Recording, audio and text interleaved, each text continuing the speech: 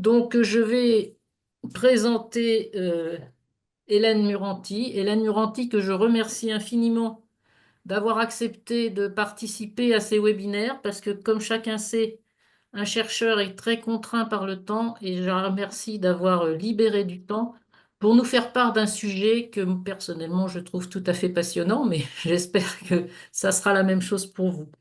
Donc, Hélène est chargée de recherche à INRAE et plus précisément à Angers, dans l'Institut de recherche en horticulture et semences, et encore plus précisément dans une équipe qui s'appelle RESPOM. Donc, vous voyez déjà qu'elle s'intéresse aux arbres fruitiers, notamment aux pommiers, et en particulier au déterminisme génétique des caractères d'intérêt agronomique de ces espèces. Je vais donc lui laisser la parole, alors pour 20-25 minutes, pour nous parler de l'origine des pommiers cultivés, mais surtout aussi de l'origine génétique des variétés. Toutes ces variétés que vous connaissez, eh bien, on a déjà une idée maintenant de l'origine de ces variétés, ce qui n'était pas évident il y a encore quelques années.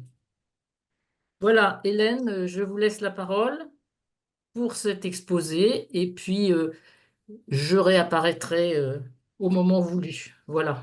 Donc, je vais me couper de vous. Merci, bonjour à tous. Je vais donc partager mon écran pour vous montrer ce que j'ai préparé. Euh, voilà. Donc, dans le cadre de ce webinaire, je me suis dit que vous parler de la reconstitution de la généalogie des variétés anciennes de pommiers pouvait être adéquat. Et c'est donc sur ce thème que je vais vous présenter ce que nous avons fait au sein donc de l'IRHS avec mes collègues Charles-Éric Durel et Caroline de Nancy. Alors, il faut que je passe les diapos. Bon, voilà. Donc d'abord, pour parler de génétique, il faut parler de mode de reproduction. Et vous savez probablement que le pommier peut se reproduire de deux façons. D'une part, par une reproduction sexuée, d'autre part, par multiplication végétative. La reproduction sexuée, ça passe par les fleurs. Donc les fleurs sont hermaphrodites, à la fois mâles et femelles, mais elles sont auto-incompatibles, c'est-à-dire que un pommier ne peut pas s'auto-féconder, il peut difficilement se croiser avec un plein frère qui aura des allèles en commun au système d'auto-incompatibilité. Néanmoins, quand tout se passe bien, quand les variétés sont compatibles, on obtient des pépins, les pommes, qui vont germer et qui vont donner de nouveaux pommiers. Mais comme ce système d'auto-incompatibilité entraîne une allogamie, c'est-à-dire que toutes les plantes sont très hétérozygotes, c'est-à-dire à chaque blocus, elles ont deux allèles différents le plus souvent. En conséquence, quand on utilise la reproduction sexuée, on n'obtient pas la même chose qu'à la génération précédente. La multiplication végétative, au contraire, permet de conserver le génome. Elle se fait par greffage pour le sion, c'est-à-dire la partie qui porte les fruits, et par marcotage pour le porte-greffe, donc la partie qui a les racines et qui porte le sion. Pour les études génétiques, on utilise les marqueurs moléculaires. Qu'est-ce que c'est que les marqueurs moléculaires? C'est les marqueurs qui permettent d'aller regarder les variations dans l'ADN.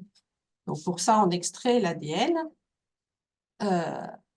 qui donc se trouve dans les chromosomes et qui se trouve dans les noyaux des cellules, les cellules qu'on trouve par exemple dans les feuilles. On utilise principalement maintenant deux types de marqueurs moléculaires, les marqueurs qu'on dit microsatellites ou SSR pour Simple Sequence Repeat en anglais. Et donc, ces marqueurs SSR, microsatellites, donc, on regarde la variation du nombre de répétitions d'une courte séquence. Par exemple, ici, sur cette illustration, on a une séquence GA répétée un certain nombre de fois. Chaque variété diploïde, c'est-à-dire qui a deux chromosomes pour chaque type de chromosome, disons, comme les humains ont 46 chromosomes et chez le pommier, c'est 34 pour les diploïdes.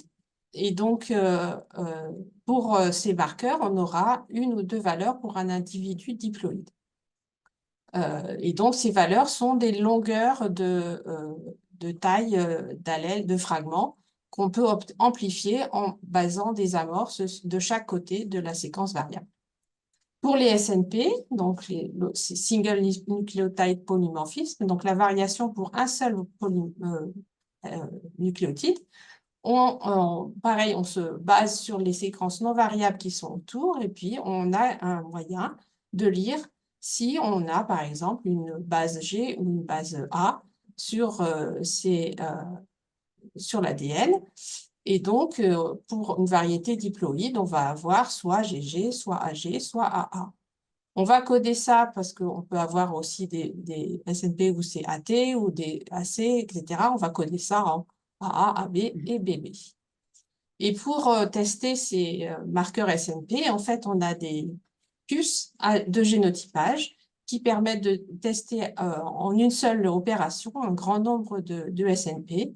Par exemple, une puce Illumina qui permet d'en tester 20 000 marqueurs d'un coup, et une puce Affinimetrix, la première qui a été créée, qui permet de tester simultanément 480 000 SNP. Plus récemment, on a pu préparer un nouvel outil qui permet de tester 96 SNP d'un coup, et celui-là, il est plus adapté pour identifier les individus. En matière de couverture de génome, c'est-à-dire d'éclairage sur les zones du génome qu'on peut obtenir avec ces marqueurs, les SSR, les marqueurs microsatellites, en fait, permettent d'avoir un éclairage dans des petites zones qui sont très dispersées sur le génome. Et même certains chromosomes, on n'a pas, dans les marqueurs qu'on utilise couramment, on n'a pas mis de marqueurs SSR sur certains chromosomes, comme ici le 4e ou le 16e. Au contraire, les marqueurs SNP permettent d'avoir une couverture complète du génome avec parfois une forte densité. Ici, chaque petit segment représente une longueur de 2,5 cm², donc c'est une petite longueur. Et on a parfois plus de 50 SNP dans cette toute petite longueur du génome. Donc, avec les microsatellites, on a commencé par étudier des collections. Donc, les collections sont génotypées donc, avec 16 voire 24 marqueurs microsatellites et on obtient en résultat donc, un tableau dans lequel on a un numéro d'accession, éventuellement le nom de l'accession, et puis pour chacun des marqueurs microsatellites, les tailles des bandes qu'on a repérées. Et donc, pour chaque individu, on a ce qu'on appelle un profil moléculaire qui est l'ensemble des tailles de bandes qu'on a pour l'ensemble des marqueurs qu'on teste. Et on peut remarquer parfois que pour deux accessions différentes, on obtient le même profil moléculaire.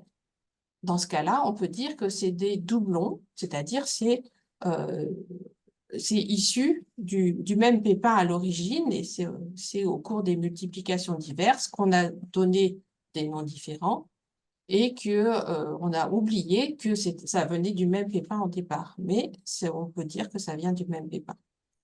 On a un autre cas ici avec ces deux accessions, Framboise et du coup, on s'est dit, on a besoin de quelque chose pour identifier ces groupes de doublons. Et donc, on a décidé de proposer un identifiant unique par profil moléculaire qu'on appelle Malus Unique Genotype Code, donc abrévié en MUNC, et qui a un certain succès maintenant auprès de nos collègues scientifiques. Et aussi auprès des associations qui nous demandent de faire du génotypage microsatellite pour identifier leurs accessions. Et donc aujourd'hui, pour le pommier, on en est à plus de 30 000 accessions analysées, je pense, qui proviennent de au moins 16 pays différents. Et ça a permis d'identifier 10 000 malus unique code. Une première version des résultats obtenus a été publiée sur une archive publique, donc qu'on appelle Recherche DataGouv, et on doit, autant que possible, mettre à jour cette archive, mais il faut avoir du temps pour faire ça, qu'on n'a pas forcément.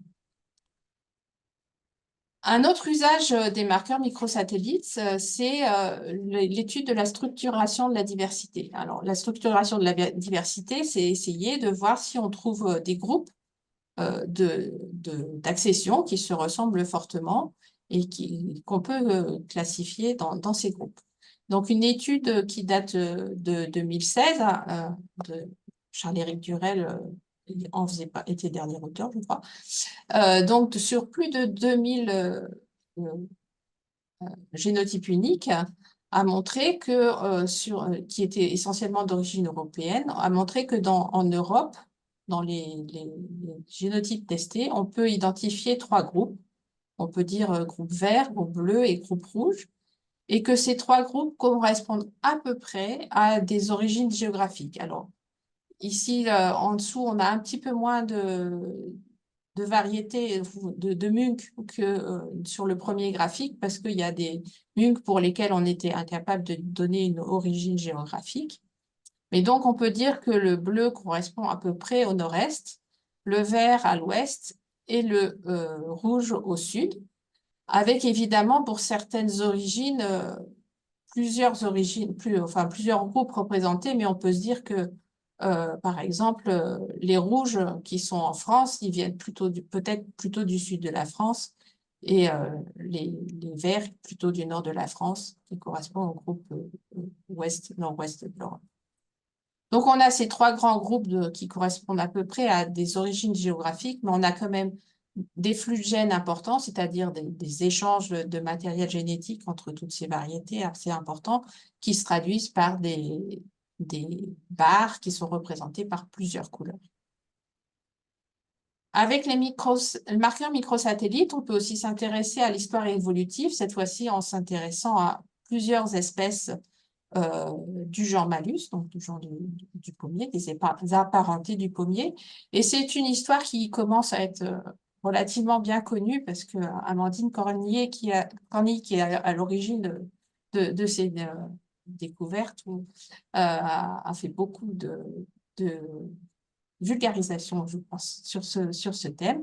Et donc, l'idée, c'est ce qu'elle a trouvé, c'est que donc, le pommier cultivé, Malus domestica, est originaire donc des montagnes du Kazakhstan, du nord-ouest de la Chine, donc les montagnes du Tian-Shan, à partir de l'espèce qu'on appelle le Malus siversiale, ou siversiale en français, disons.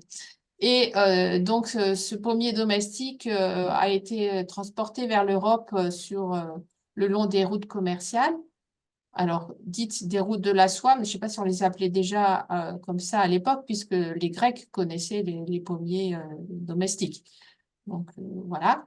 Et sur le long de cette route, en fait, il a rencontré d'autres espèces proches, apparentées du pommier, Malus orientalis, puis Malus sylvestris, avec lesquels il s'est hybridé. Donc, aujourd'hui, le pommier domestique, on peut y trouver des empreintes du génome de ces différentes espèces. Donc ça, c'est l'origine évolutive. Et maintenant, venons-en à la généalogie. Alors, pour la généalogie, on va s'intéresser à des relations d'apparentement, donc des choses beaucoup plus récentes. La première étape pour reconstituer la généalogie, c'est de chercher des relations parents et enfants. Avec les marqueurs microsatellites, en fait, on cherche, on peut dire que une variété est l'enfant d'une autre si elle partage au moins un allèle, donc ici par exemple 141 et 141, ici 174, avec une autre variété. Et donc si on a ça sur tous les marqueurs microsatellites, on peut dire que potentiellement on a identifié une relation de parent à enfant. Avec les SNP, c'est un peu plus compliqué. Donc, sur les microsatellites, si on n'a aucun marqueur, aucune taille d'allèle en commun, on peut dire que ça ne peut pas être une relation parent-enfant. Et on fait ça sur l'ensemble des microsatellites, ce qui permet de réduire les possibles. Sur les SNP, donc, on a plus de possibilités. Donc, ici, on a une seule exclusion. Quand on a un parent homozygote, l'enfant ne peut pas être homozygote opposé. Donc, quand on est AA, on peut pas être l'enfant, quand le parent est AA, l'enfant ne peut pas être bébé. Quand le parent est bébé, l'enfant ne peut pas être AA, mais tous les autres cas sont possibles. Donc, il faut beaucoup de SNP pour pouvoir conclure sur une relation parent-enfant. Mais les puces nous permettent de le faire parce qu'elles permettent d'interroger un grand nombre de SNP simultanément. Et donc, avec ça, on peut établir un ensemble de relations parent-enfant. Et puis, chaque individu, représenté ici par une petite boule, peut être en relation avec un certain nombre d'autres individus. Et donc, ça fait un réseau. Et donc, dans la première étude de généalogie que nous avons publiée en 2020, donc on avait étudié plus de 1300 vieilles variétés qu'on avait génotypées avec 253 000 SNP. Et donc, on a trouvé qu'il y en avait 925 individus qui étaient impliqués dans un duo parent-enfant. Et les relations, donc ici, chaque trait représente une relation parent-enfant et chaque boule un individu. Et on voit qu'on a des individus qui sont en relation avec un grand nombre d'autres individus. Et c'est le cas, par exemple, de la variété Rainette Franche, impliquée dans 66 duos, ou de la variété Cox Orange Pipine, impliquée dans 52 duos. Euh, L'étape suivante, c'est d'identifier des trios, c'est-à-dire les deux parents pour un enfant. Alors ici, je l'ai représenté dans l'autre sens en mettant l'enfant en haut. Et donc, ce qu'il nous faut chercher, c'est deux parents qui permettent de trouver les deux allèles de l'enfant. Et donc ici, 174, on a dans le premier parent et 186 dans le deuxième parent. On fait ça sur tous les microsatellites. Et si on trouve une paire de parents qui permettent d'apporter les deux allèles de l'enfant à tous les microsatellites, on peut se dire qu'on a trouvé les deux parents. Avec les SNP, la démarche est similaire, mais un peu plus compliquée peut-être, et donc je ne vais pas rentrer dans les détails parce que je n'ai pas forcément le temps. À partir de ça, donc on a des relations de deux parents et un enfant, donc ça permet d'orienter le graphe des relations, puisque si un individu avait 6 relations, mais que parmi ces 6, on trouve ses deux parents, et bien tous les autres sont forcément ses enfants, même si on n'a pas forcément identifié le deuxième parent de ses enfants. Et à partir de ces graphes de relations, eh bien, en les empilant les unes au-dessus des autres, on peut faire un arbre généalogique. Et donc, dans ces travaux, nous avons pu mettre en évidence un certain nombre de généalogies de variétés emblématiques. Et donc, on peut commencer par Transparente de Croncel, dont je vous ai donné un petit peu un phénotype ici, donc avec des photos obtenues dans le cadre des études de ressources génétiques à INRAE. Donc, on a trouvé que Transparente de Croncel est l'enfant de Calville Blanc d'Hiver et Borovitsky. Borovitsky, une variété d'origine russe, hein, comme son nom peut y faire penser. Et Calville Blanc d'Hiver est lui-même enfant de Calville Rouge et de Rainette Franche. Rainette Franche, qu'on a déjà entendu précédemment. De même, on a identifié que Transparent Blanc, dit aussi White Transparent, est un enfant de Aspa, une variété qu'on trouve essentiellement dans les pays nordiques. Je crois que là, c'était dans une collection en Suède, et Saint-Germain. On s'est aussi intéressé un petit peu par hasard, parce qu'a priori, on ne s'intéressait pas aux variétés triploïdes. Donc, Ripston Pippin est une variété triploïde. Ça signifie qu'il a euh, euh, 3 exemplaires à chaque chromosome, au lieu de 2, comme dans les variétés diploïdes. Et donc, on a montré que Ripston Pippin est l'enfant de Margill et Nonsuch Park, et que Margill lui a donné l'ensemble de son matériel génétique. En fait, il a 2 chromosomes qui viennent de Margill et un troisième qui vient de Nonsuch Park. Et les vieux grimoires disaient que Ripston Pippin était parent de Cox Orange. Enfin, toutes les descriptions pomologiques montraient une ressemblance entre ces deux variétés. En fait, on a montré que non, c'est Margill qui est le parent de Cox Orange. Et ce n'est pas Ripston Pippin parce qu'il n'a aucun allèle qui semble venir de Nonsuch Park. Donc, Ripston Pippin ne peut pas être le parent de Cox Orange. Et donc, Rainette Franche, que nous avons déjà vu un petit peu, eh bien, Rainette Franche, c'est un fondateur majeur, en fait, du pédigré, enfin, de la généalogie que nous avons découvert. On trouve dans les écrits de André Leroy, un professeur à l'école d'horticulture d'Angers quelques, un certain nombre d'années, que c'est la mère d'un nombre considérable de variétés. Alors, André Leroy ne connaissait pas les marqueurs moléculaires, il ne pouvait baser cette observation que sur des observations des pommes, enfin pomologiques, mais il n'avait pas tort, hein, puisque nous lui avons trouvé 244 descendants. On a aussi un écrit plus ancien de Mayer, qui est un pomologiste allemand, qui disait que c'est l'espèce primitive des rainettes françaises. Et ici, je voudrais remercier les membres des associations croqueurs de pommes, en particulier ceux qui sont co-auteurs de cette publication. C'est eux qui nous ont attiré l'attention sur cette rainette franche parce qu'ils avaient déjà manipulé les données de marqueurs microsatellites et ils avaient vu qu'il y avait sûrement quelque chose avec rainette franche, ce que nous avons pu confirmer avec les données SNP. Non. D'abord, une chose remarquable, parmi les descendants de Rainette franche, il y a Rainette de Hollande. Et en fait, Rainette de Hollande est issue d'un croisement entre Rainette franche et Rainette des Carmes. On a trouvé deux pleins frères, c'est-à-dire deux variétés issues du même croisement. Et les deux autres variétés n'ont donné aucun descendant, alors que Rainette de Hollande a 77 descendants. C'est dire si parfois, un croisement donne une variété intéressante, parfois le même croisement donne une variété pas forcément aussi intéressante. Donc, quelques autres fondateurs majeurs. Donc, Margil, qui est une variété d'origine anglaise, un peu plus récemment que Rainette franche, donc au début du XVIIe siècle, 87 descendants. Ici, une photo de la National Food Collection, donc une collection anglaise. Ensuite, Alexander ou Alexandre, ou Grand Alexandre, donc une variété aussi d'origine russe, 105 descendants, euh, donc encore un grand nombre. Et ensuite, pour aller plus loin, pour aller plus loin, il fallait utiliser plus de données de type SNP.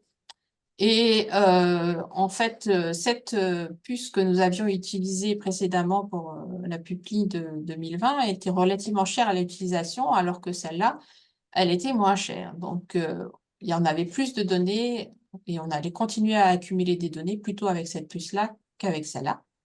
Et donc, il fallait pouvoir les utiliser ensemble. Et donc, c'est notre collègue Nico Ward, il s'est attelé à regarder la façon dont on représente en fait le génotypage SNP avec des graphiques pour chaque SNP, donc pour les 20 000 qui sont sur cette puce-là, à peu près.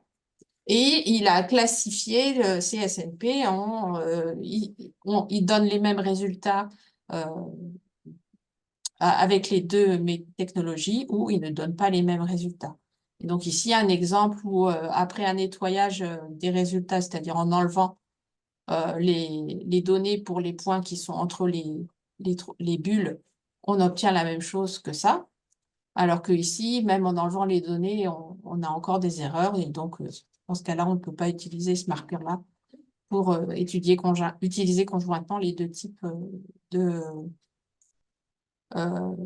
d'origine de données. Mais ça restait quand même 8000 marqueurs en commun, ce qui était suffisant pour les études de reconstruction de pédigrés. Donc, l'étape suivante, en utilisant toutes ces données, c'est de déduire des relations d'apparentement au-delà de la relation parent-enfant. Donc ici, j'ai essayé de vous illustrer avec des couleurs comment les chromosomes sont transmis d'une génération à l'autre. Donc ici, j'ai représenté 3 paires de chromosomes avec en foncé, par exemple, l'origine paternelle et en clair l'origine maternelle de chaque chromosome. Et donc, pour 4 individus qui sont les grands-parents de la variété Galac bien connue aujourd'hui. Donc, ses grands-parents, c'est Cox Orange Pipine, Delicious, Crimes Golden, et puis un grand-parent qu'on ne connaît pas, qui est le deuxième parent de Golden Delicious, qui est aussi une variété très connue. Et donc, quand Cox Orange et Delicious se croisent pour donner Kids Orange Red, eh bien, ils vont donner à chaque paire de chromosomes, soit l'un, soit l'autre, soit donc ici le foncé, ici le clair, et ici un peu l'inverse, soit une recombinaison entre les deux chromosomes, ce que j'ai représenté ici représenté ici avec un petit morceau clair et un morceau foncé, et la même chose ici. Donc, on a la même chose, le même genre de dessin pour Golden Delicious avec du violet et du gris. Et puis, encore la même chose quand on obtient Gala avec différentes origines des chromosomes chez Gala. Et grâce au SNP, en fait, on est capable de dire, eh bien, ce chromosome-là, eh bien, c'est le même que celui-là chez Cox Orange Pipine, ou bien ce chromosome-là, c'est le même que celui-là chez Grimes Golden. Et donc, quand on regarde ce qu'on appelle le partage d'haplotypes, c'est-à-dire le partage de morceaux de chromosomes, on peut déduire des niveaux de relations d'apparentement qui sont au-delà de parents-enfants. Et donc, c'est ce qu'a fait Nico Ward en se basant sur des pédigrés déjà bien connus. Et il a estimé le degré d'apparentement qu'on peut, non, plutôt les longueurs de morceaux de chromosomes partagés, la somme sur tout le génome, pour différents types de relations qu'il pouvait regarder grâce aux données de généalogie qu'il avait. Et donc, des pleins frères, on a cette distribution-là, des grands-parents, grands-enfants, celle-là, les demi-frères, c'est à peu près au même endroit, etc. Quand il y a ici, c'est quand il y a un seul grand-parent. Hélène, Oui, je crois qu'il va falloir penser à conclure. déjà. Ouh Eh là ben là. oui. Oui, aïe, aïe, aïe, aïe. Donc, grâce à ça, il a pu identifier que Fameuse n'est pas le parent de Macintosh, mais son grand-parent, donc avec des partages d'haplotypes. Il a identifié aussi l'origine du deuxième parent de Cox Pomona, toujours avec des représentations en couleur. Euh, il a identifié aussi, donc une autre publi, que Golden Delicious aussi descend de Renette Franche avec à chaque fois plusieurs fois un saut de génération en passant par Grimes Golden et Yellow Bellflower. Euh, Ensuite, ben, je vais peut-être sauter les méthodes pour aller plus loin, pour orienter. En fait, il a trouvé aussi une méthode pour orienter les relations parents-enfants quand on n'a pas le deuxième parent, avec un test spécifique basé sur la position des recombinaisons. Il a ainsi montré que Renette Franche est parent non pareil, que Brabant-Bellefleur est parent de Courcouronne-Penduplat, alors que les dates qu'on connaissait pour ces variétés-là nous faisaient penser que Brabant-Bellefleur était plus récent que Courcouronne-Penduplat. Alors ça peut être dû au fait que les noms se perdent au cours des générations et du coup, enfin, des reproductions sexuées, et du coup, on se trompe. Et ensuite, on a travaillé aussi sur les variétés triploïdes. Donc, je vais passer tout ça. Et donc, on a à nouveau confirmé que Ribston Pippin n'est pas le parent de Cox Orange et on a trouvé un parent de Cox, le deuxième parent de Cox Orange. Et on a trouvé aussi, grâce à trois variétés triploïdes, un fondateur italien ancien qui partageait une partie de leur génome avec 50 variétés, dont pas mal de variétés italiennes et pas mal de variétés avec le nom rose dedans. Ça pourra dire quelque chose à certains. Et donc, c'est comme ça s'est dit que ce fondateur italien ancien, il fallait le chercher dans les collections italiennes. En sélection, ces généalogies nous permettent de suivre des allèles particuliers. Donc, on a un exemple dans les publis récentes de Chaleur et collègues qui suivent un allèle lié à l'acidité, qui s'appelle au locus MA3. Et donc, voilà, j'arrive à la conclusion. Donc, cette reconstruction des généalogies, elle est permise par les marqueurs. Elle permet de confirmer des affirmations, ce qu'on trouve dans les cahiers de croisement, mais aussi de corriger des erreurs. Ça peut donner un regard sur la sélection empirique qui a été réalisée autrefois, quand on voit qu'un même croisement peut donner une variété qui donne 77 descendants, puis deux autres variétés qui donnent rien. Il y a sûrement quelque chose dans leur génome qui fait qu'il y en a une qui est intéressante et pas l'autre. Pour aller plus loin, on voudrait, si on avait le temps, ça serait bien d'associer des historiens, voire des archéologues à ces études. Quand les archéologues trouvent des pépins, ça serait bien de pouvoir étudier le génome qu'il y a dans ces pépins pour savoir qu'est-ce qui existait à cette époque-là comme variété. Et puis, c'est pas seulement un amusement, c'est aussi utile pour la sélection moderne, puisqu'on peut remonter dans l'arbre généalogique, redescendre et donc prédire des allèles dans des nouvelles variétés. Je voudrais remercier les gens qui conservent des variétés anciennes. Donc, ici à l'INRA, dans le Centre de ressources biologiques, fruits à pépins et rosiers, mais aussi toutes les associations en France et puis les autres groupes du même type qui existent en Europe, par exemple, qui sauvegardent des variétés anciennes sans qui ce travail ne serait pas possible. Et sur ce, je vous remercie de votre attention. Et je suis désolée d'avoir été trop longue. Non, je pense que c'était très intéressant. Merci beaucoup, Hélène. Je vais laisser la parole à Jean-Daniel pour les questions, mais j'avais juste deux petites remarques.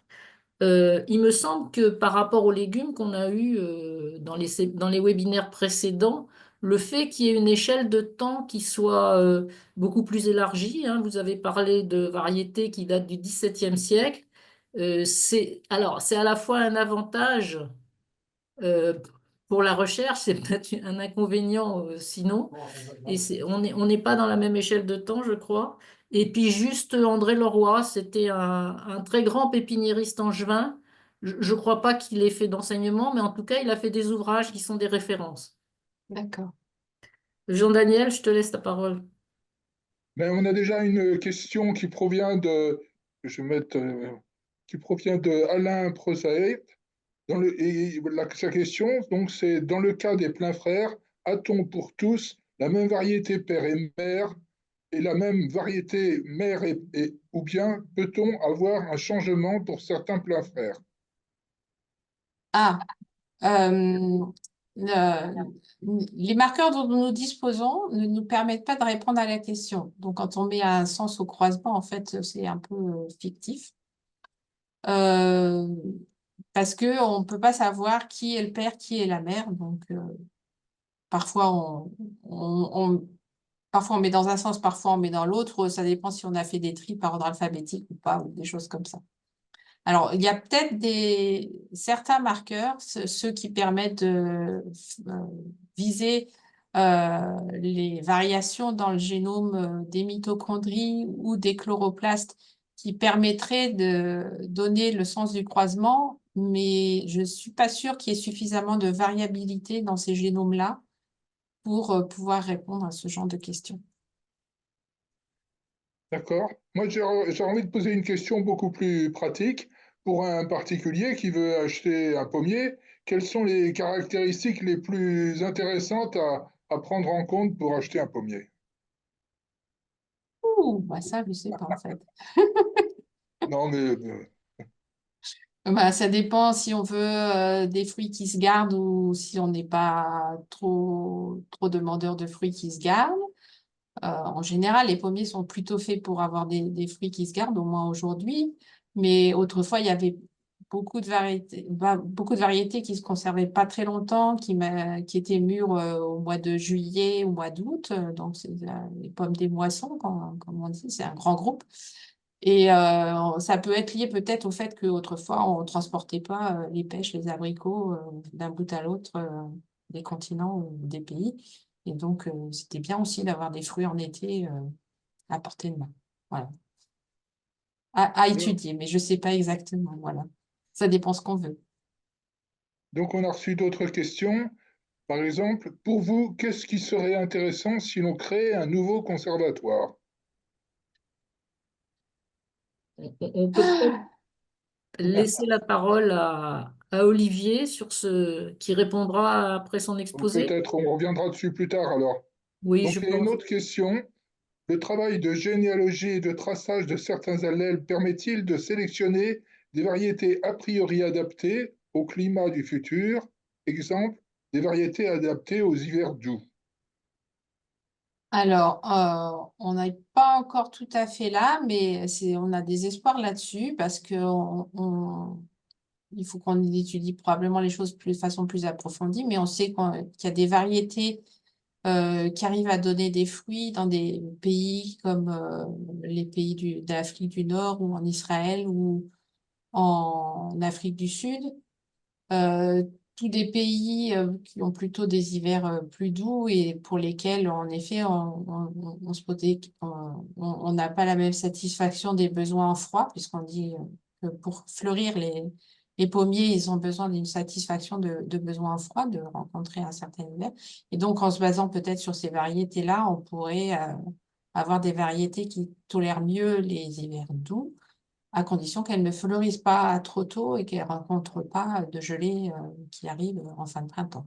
Donc c'est difficile de dire dans quel sens il faut sélectionner pour tenir compte des hivers plus doux qu'on aura avec le changement climatique. Il y a une Voilà. personne qui a apporté un peu une réponse à la question que j'avais posée. Elle dit, pour l'achat d'un pommier, je pense que le premier point à regarder est la rusticité de la variété, à moins d'avoir la possibilité de faire moins de traitements. Bon, Oui, ça c'est un aspect très important. Si on se dit que dans son jardin, et d'ailleurs c'est plutôt conseillé, qu'on ne veut pas du tout faire de traitement, même bouillie bordelaise, il faut faire attention aux résistances aux différentes maladies. Alors, évidemment, résistance à la tavelure, mais aussi résistance aux pucerons ou d'autres maladies importantes. Qu'on- donc on étudie au sein de notre équipe, on étudie surtout la résistance à la tavelure, un petit peu aux pucerons d'Isaphis. Mais quand on ne traite pas du tout, il y a plein d'autres maladies qui peuvent apparaître. Donc voilà, c'est pas facile. Alors, on va peut-être terminer là pour ce premier exposé. Merci beaucoup encore, Hélène, pour ces résultats très intéressants. Alors, pour les gens qui auraient trouvé l'exposé un peu complexe, ou même qui ont envie de se replonger dans ces sujets, je vous conseille d'aller sur la revue Jardin de France, qui est la revue de la Société d'horticulture, la Société nationale d'horticulture de France. Vous trouverez un article de Charles-Éric, Hélène et Caroline de Nancy et sur ce sujet-là, et un article aussi d'Amandine Cornille. Donc deux articles sur le pommier qui vous permettront d'en savoir un peu plus si vous le souhaitez.